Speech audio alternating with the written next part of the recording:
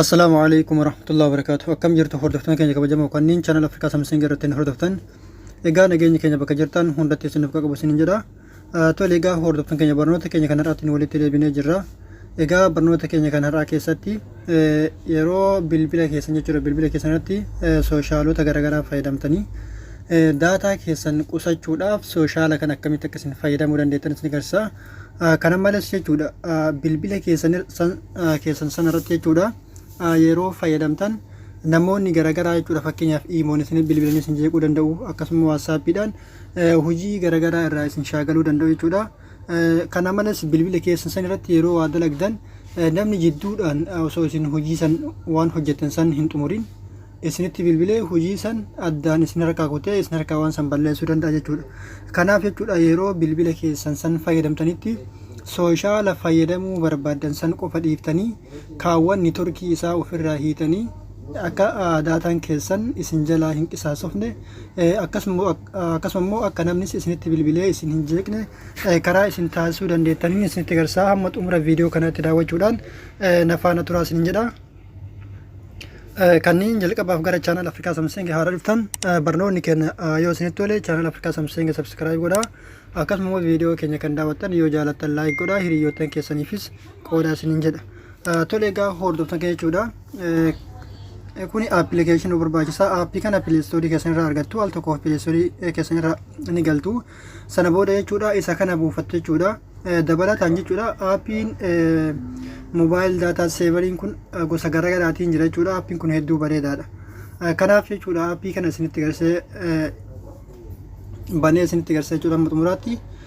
Kanaaf jechuudha liinkii isaas diskiripshinii viidiyoo kanaa jala isiniif kaa'aa maaliif appilikeeshinoonni garaagaraa waan jiruuf mobaayil daataa seever kan jedhu kanaaf yeroo sarchi gootan hedduu isin rakkisa waan ta'eef kanaafuu liinkii warroon isaa liinkii barbaadanis diskiripshinii viidiyoo kanaa jalaan argattu.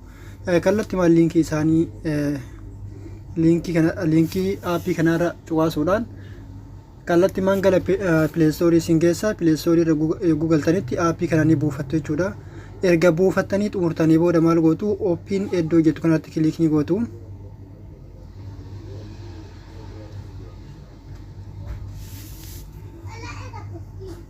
Sana booda aappiin kun fakkeenyaaf kun beeksisa haala kanatti yoo isin fide beeksisa jechuudha. Mallattoo X kanarratti kiliikii godhuudhaan irraa deebitu.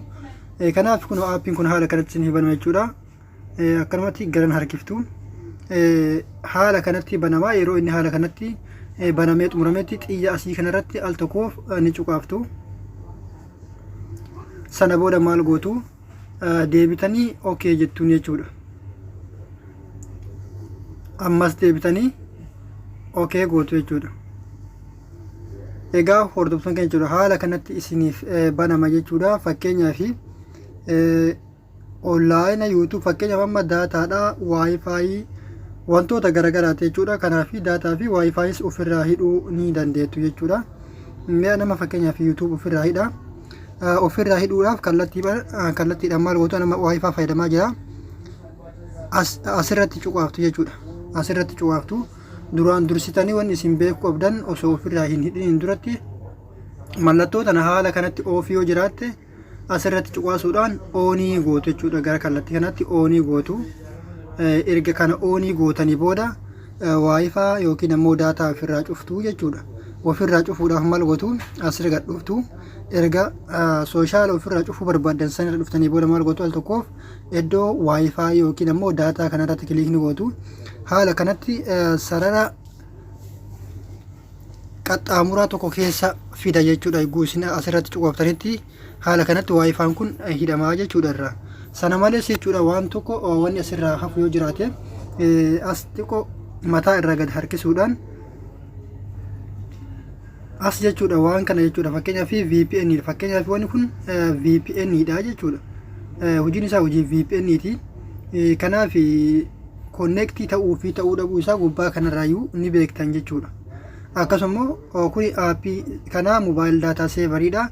Asirrattis al tokkoof kiliikii gootanii wantoota fakkeenyaaf wantoota jechuudha wantoota garaagaraa fakkeenyaaf aappiin kun gara siitingii fa'aa asirra notification isaa irratti al tokkoof yoo kiliikii gootan gara siitingii fa'aa isin ergee haala kanatti fakkeenyaaf wantoota garaagaraa icon isaa akka bantan akkasuma immoo isa kanas akka bantan isin ajaja jechuudha. Fakkeenyaaf mobile data saver isa kanas ni bantu jechuudha. On gootu haala kanatti erga on gootanii maal gootu keessaa baatu jechuudha. Fakkeenyaaf keessaa baatanii social ofirraa cuftan san ni ilaaltu jechuudha. Beeksisa dhiifama. Fakkeenyaaf nama YouTube hidhee jira waan ta'eef al tokkoof YouTube irra galee YouTube isinitti agarsiisa.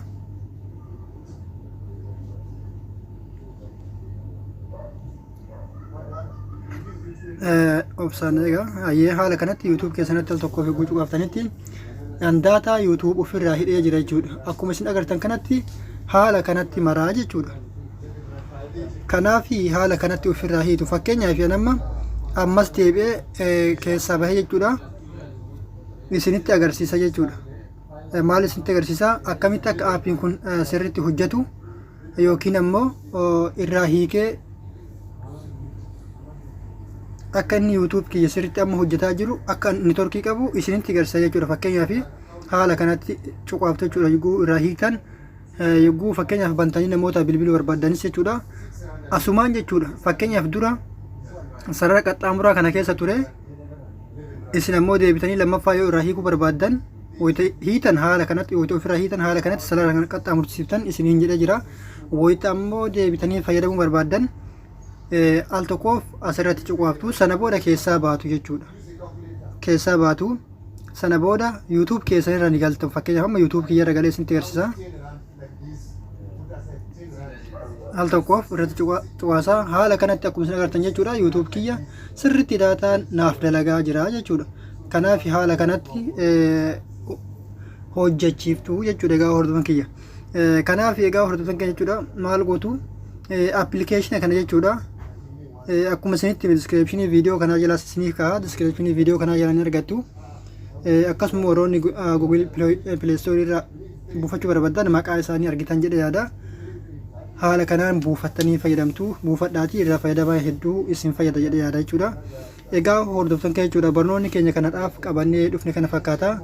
Hanga barnoota biraatiin deebinee wal geenyutti waan nu daawwattaniif galatoomaa yeroo gaarii isiniif haa ta'u.